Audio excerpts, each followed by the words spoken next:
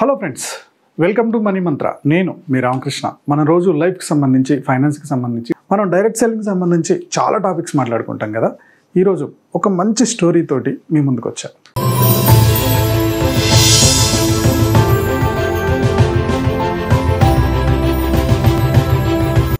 Boats వ్యాపారం చేసే ఒక వ్యక్తి ఉన్నాడు. ఇతను బోట్స్ తయారు చేయించి అమ్ముతూ ఉంటాడు అనమాట. చాలామంది ఇక్కడికి వచ్చి తన బోట్స్ తీసుకెళ్ళడం, రెంట్కి తీసుకెళ్ళడం ఇలా కూడా చేస్తూ ఉంటారు. అయితే తనకు ఓన్గా ఒక చిన్న బోట్ ఉంది. ఆ బోటుని తన పర్సనల్గా వాడుకుంటూ ఉంటాడు. సమ్మర్ వస్తుంది, పిల్లలిద్దరూ సమ్మర్ హాలిడేస్లో కొంచెం షికారు చేయడానికి, తిరగడానికి ఇది వాడతారు. సో అది చూస్తే కొంచెం బాగా పాతగా అయిపోయింది. దీనికి పెయింట్ వేయించాలి అని చెప్పి డిసైడ్ అయ్యాడు. ఎందుకంటే ఇంకొన్ని రోజుల్లో పిల్లలు వస్తారు అని. అతనికి రెగ్యులర్గా పెయింట్ వేసే ఒక వ్యక్తిని పిలిచాడు. దీనికి మంచి కలర్ఫుల్ పెయింట్ వేయమని చెప్పాడు. సరే అని చెప్పేసి ఆ పెయింటర్ వర్క్ స్టార్ట్ చేశాడు. చాలా కలర్ఫుల్గా పెయింట్ వేసాడు. పెయింట్ వేస్తున్న క్రమంలో ఒక చిన్న హోల్ కనపడింది ఆ బోట్కి. ఆ హోల్ కనపడితే ఆ హోల్ని తను చాలా పకడ్బందీగా దాన్ని క్లోజ్ చేసేసి, ఇంకా డ్యామేజ్ కనపడకుండా చాలా క్లియర్గా పనిచేసేసి, దానికి మొత్తం కలర్స్ వేసేసి వచ్చి ఓనర్కి కలిశాడు. అంత పర్ఫెక్ట్గా వేసాను సార్ అని.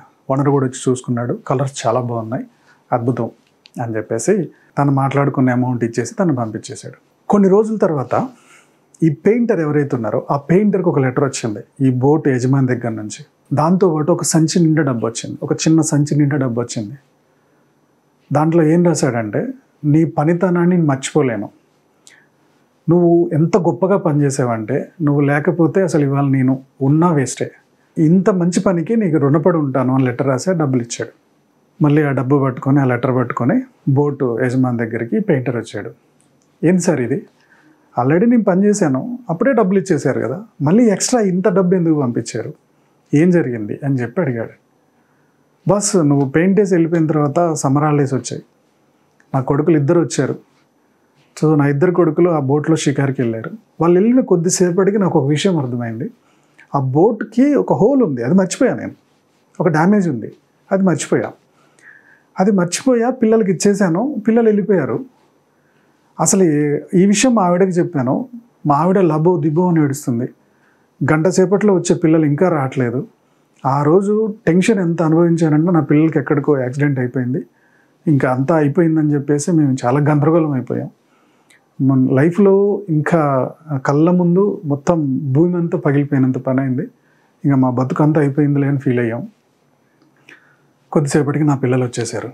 నేను ఉరికిపోయి, అసలు వీళ్ళు ఎట్లా వచ్చారు, ఆల్రెడీ అంత పెద్ద హోల్ ఉంది, నీళ్ళు వచ్చేసి పిల్లలు మునిగిపోయి ఉంటారు అనుకుంటా అని చెప్పి నేను వెళ్ళిపోయి చూస్తే ఆ డ్యామేజ్ నువ్వు ఆల్రెడీ కవర్ చేసావు. నేను చెప్పడం మర్చిపోయా పనిలో పడి అసలు. కానీ నీకు చెప్పని పని, నేను చెప్పింది ఓన్లీ పెయింటింగ్ గురించి, ఈ డ్యామేజ్ గురించి నీకేం చెప్పాలా. కానీ నేను చెప్పని పని కూడా నువ్వు పర్ఫెక్ట్గా చేసి నన్ను, నా పిల్లల్ని, నా కుటుంబాన్ని కాపాడావు. లేకపోతే ఈరోజు మేము ఏడ్చుకుంటూ కూర్చునేవాళ్ళం. నేను చెప్పని పని కూడా నువ్వు చేసినందుకు, ఆ పనిని అంత పకడ్బందీగా చేసినందుకు నీకు ఈ గిఫ్ట్ ఇచ్చాను అని చెప్పి తను చెప్పాడంట. వద్దులేండి సార్, అది చిన్న పనే కదంటే, లేదు అది చిన్నది కాదు, అసలు నేను ఇచ్చింది కూడా చాలా తక్కువ, నా కుటుంబాన్ని నిలబెట్టావు నువ్వు, ఇది నా గిఫ్ట్ అనుకో అని చెప్పి అతన్ని పంపించేశాడు. బాస్, ఈ స్టోరీని బట్టి మనం తెలుసుకోవాల్సింది ఏంటంటే, చాలామంది మీరు ఏ పని చేస్తున్నా సరే ఆ పనిని చాలా మొక్కుబడిగా చేసుకుంటూ వెళ్ళిపోతున్నాం. ఇవాళ మీ ఫ్యామిలీ నడుస్తుందంటే ఆ పని వల్ల, ఆ పని ద్వారా వచ్చే డబ్బు వల్ల. దీన్ని మొక్కుబడిగా చేయకుండా దాంట్లో ఇంకేదైనా స్కిల్స్ పెంచుకొని మీకు ఇచ్చిన పనిని చాలా అకౌంటబిలిటీ, బాధ్యతగా చేసినప్పుడు ఇవాళ కాకపోతే రేపైనా దాని రిజల్ట్స్ చాలా అద్భుతంగా వస్తాయి. ఓకే, సో ముందు స్కిల్స్ ఇంప్రూవ్ చేసుకోండి, దాన్ని చాలా బాధ్యతగా పనిచేయండి. 8 గంటల్లో మీరు ఆఫీసులో ఎన్ని గంటలు పనిచేస్తున్నారు ఒక్కసారి లెక్క చూసుకోండి.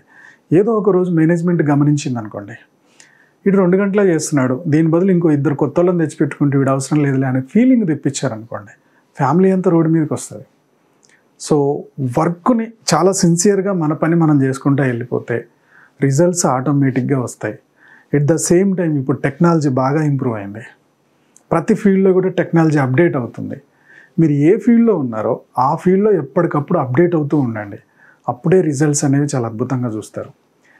మీరు డైరెక్ట్ సెల్లర్ లేదా డిజిటల్ మార్కెటింగ్లో ఉంటే, నెట్వర్క్ మార్కెటింగ్లో ఉంటే, లేకపోతే రియల్ ఎస్టేట్ ఏజెంట్గానో, ఇన్సూరెన్స్ ఏజెంట్గానో ఉంటే మీరు ఏజెంట్షిప్ తీసుకున్న రోజు నుంచే, మీకు ఐడి క్రియేట్ అయిన దగ్గర నుంచే బాధ్యతగా పని చేయండి.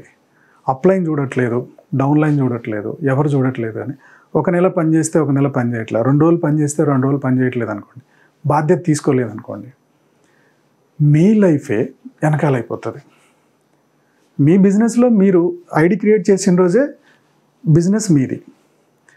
ఆ బిజినెస్లో ఎవరో చూస్తున్నారు, ఏంటో చూస్తున్నారని బిజినెస్ చేయట్లేదు కదా. మీ గ్రోత్ కోసం మీరు వచ్చారు. మీ గ్రోత్ కోసం మీరు వచ్చినప్పుడు దాన్ని చాలా బాధ్యతగా తీసుకొని డెవలప్ చేసినప్పుడే మీకు డబ్బు చూస్తారు. పిల్లలు హ్యాపీగా ఉండడం, మంచి ఇల్లు కొనుక్కోవడం, మంచి కారు కొనడం, ఫారెన్ ట్రిప్ తిరగడం, ఇవన్నీ ఎలా సాధ్యం? కేవలం మీరు అకౌంటబుల్గా పనిచేసినప్పుడే. ఒక చిన్న పని తీసుకున్నామా, దాన్ని పూర్తిగా కంప్లీట్ చేసిందాక నిద్రపోకూడదు. అదే సక్సెస్కి ఒక ఫార్ములా. సో ఈరోజు ఈ స్టోరీలో సక్సెస్ ఫార్ములా మీకు అర్థమైంది అనుకుంటున్నాను. పనిని చాలా బాధ్యతగా చేయండి, ఆటోమేటిక్గా రిజల్ట్స్ వస్తారు. ఈ వీడియో నచ్చినట్టయితే లైక్ చేయండి, కామెంట్ చేయడం మర్చిపోకండి. మీ లైక్, మీ కామెంట్ మన ఛానల్ని ఇంకొద్దిగా ఇంప్రూవ్ చేస్తాయి.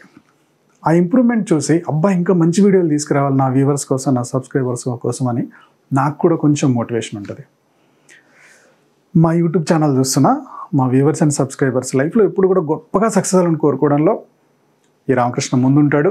Go self made.